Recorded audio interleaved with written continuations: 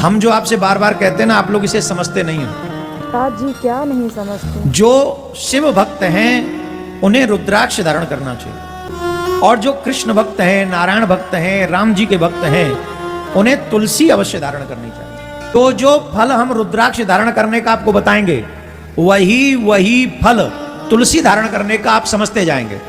ठीक है गुरुजी। बात समझ में आ गई कि नहीं? जी गुरुजी। क्या समझी?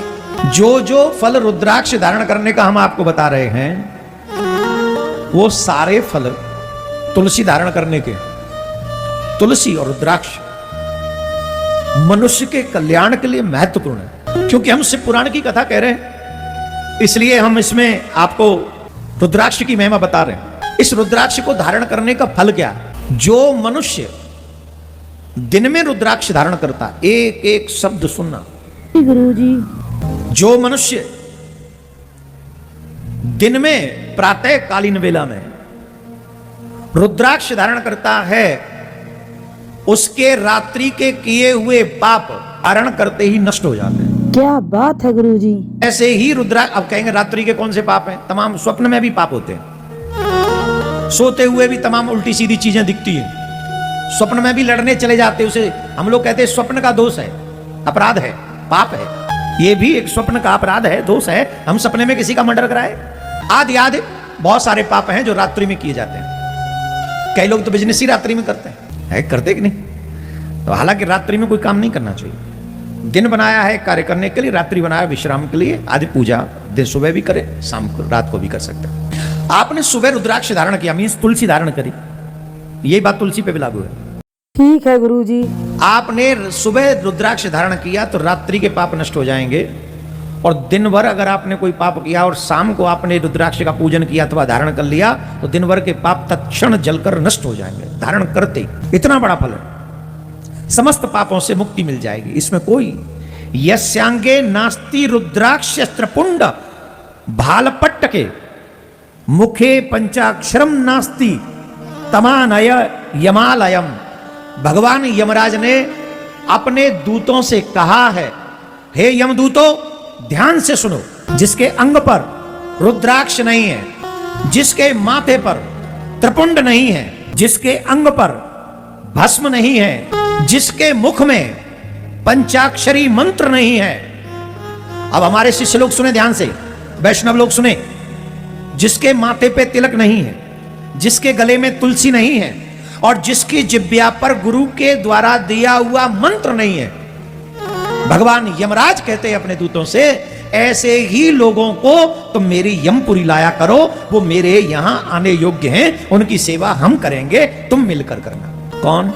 जिसके माथे पे त्रिपुंड नहीं है, मीन्स तिलक नहीं है। त्रिपुंड ऊर्ध्वपुंड, हम जो लगाते वो ऊर्ध्वपुंड है, हम जो तिलक लगाते हैं ये ऊर्ध्वपुंड है, और ये त्रिपुंड है।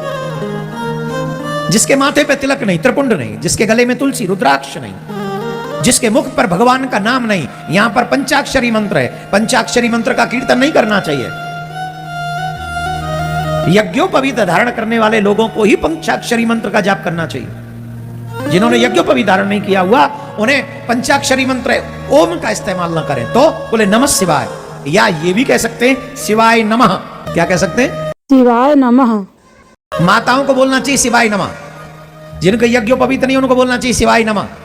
तो आप कहेंगे महाराज इसका मतलब स्त्री पुरुष में भेद है, विद्वानों में और मूर्खों में या अन्य लोगों में भेद है? ना, जो फल पंचाक्षरी मंत्र के जाप का मिलता है, जिसमें ओम इस्तेमाल किया जाता है, वही फल शिवाय नमः के जाप करने से मिलता है। वही फल डुक्टो, सेम टू सेम।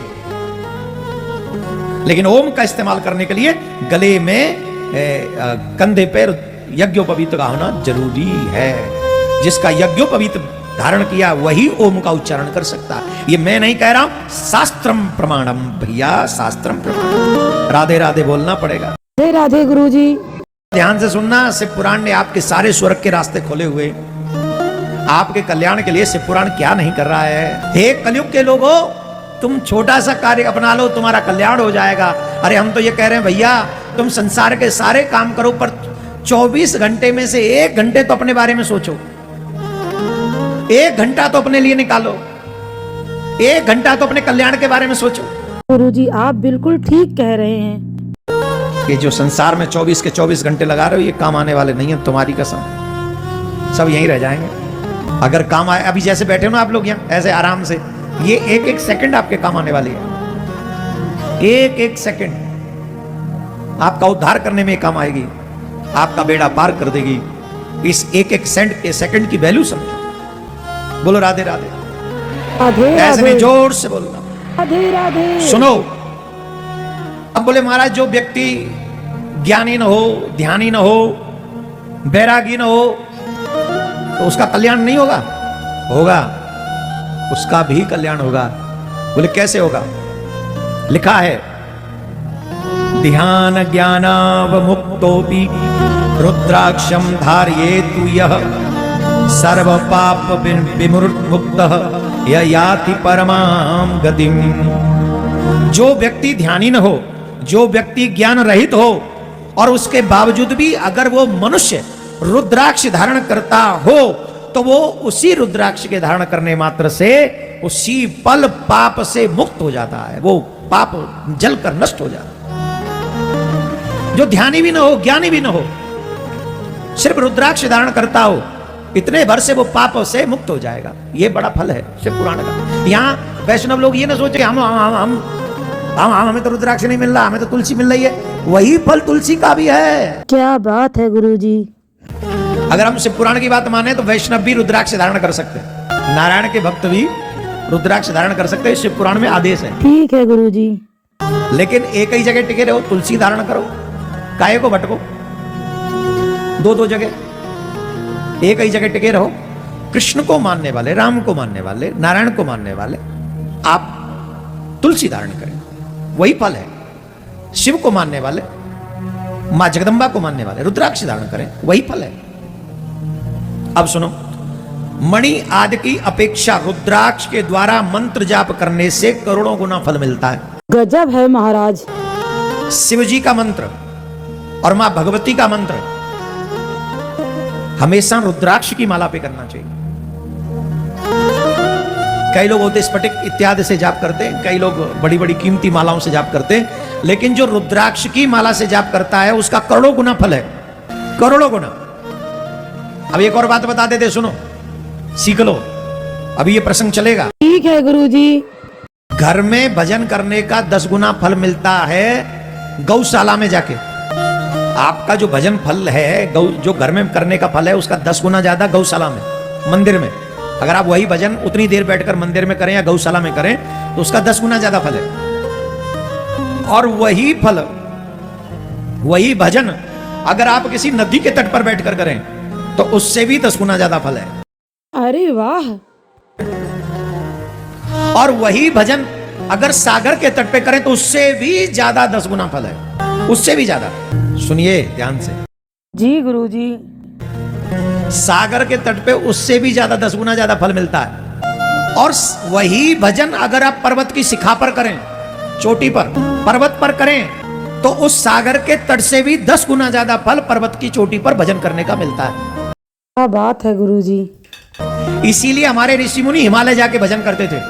इसीलिए सूर्य ग्रहण के समय, चंद्र ग्रहण के समय भजन करने का फल पर्वत के शिखर से ज्यादा 10 गुना है। चंद्र ग्रहण के समय माला लेकर बैठ जाए, और चंद्र ग्रहण से भी ज्यादा बड़ा फल है सूर्य ग्रहण के समय 10 गुना ज्यादा। ऐसा भी होता है। आप सूर्य ग्रहण के समय, जिस समय ग्रहण प्रारंभ हो जाए, आपको कोई भी निषिद्ध कार्य नहीं करना चाहिए। जब ग्रहण चल रहा हो तो आपको सोना नहीं चाहिए, आपको मलमूत्र विसर्जन नहीं करना चाहिए। ग्रहण काल में जब से शुरू हुआ जब तक मोक्ष हो, कुछ खान पीन नहीं करना चाहिए, ज्यादा से ज्यादा भजन करना चाहिए। बहुत बड़ा फल है सूर्य ग्रहण के समय भजन करने का। और इस ब्रह्मांड में कोई सत्पुरुष मिल जाए, सूर्य ग्रहण से भी ज्यादा फल है सत्पुरुष के सामने बैठकर भजन करने का। और सबसे बड़ा फल है अपने सदगुरुदेव भगवान के सामने बैठकर भजन करने का, सबसे बड़ा फल है। गुरु कौन है? गुरु शिव है, गुरु सत्य है, गुरु ही कृष्ण है, गुरु ही राम है।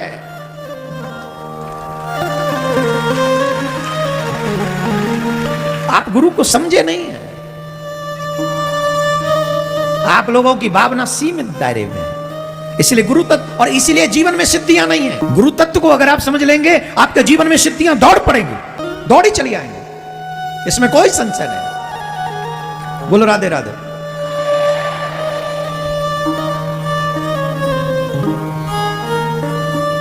करोड़ों गुना ज्यादा फल है रुद्राक्ष की माला से भजन करने का। इसका मतलब है अपने गुरु मंत्र का भजन हमें तुलसी की माला से करना चाहिए। जो तुलसी की माला से भजन करते हैं उसका बहुत बड़ा फल।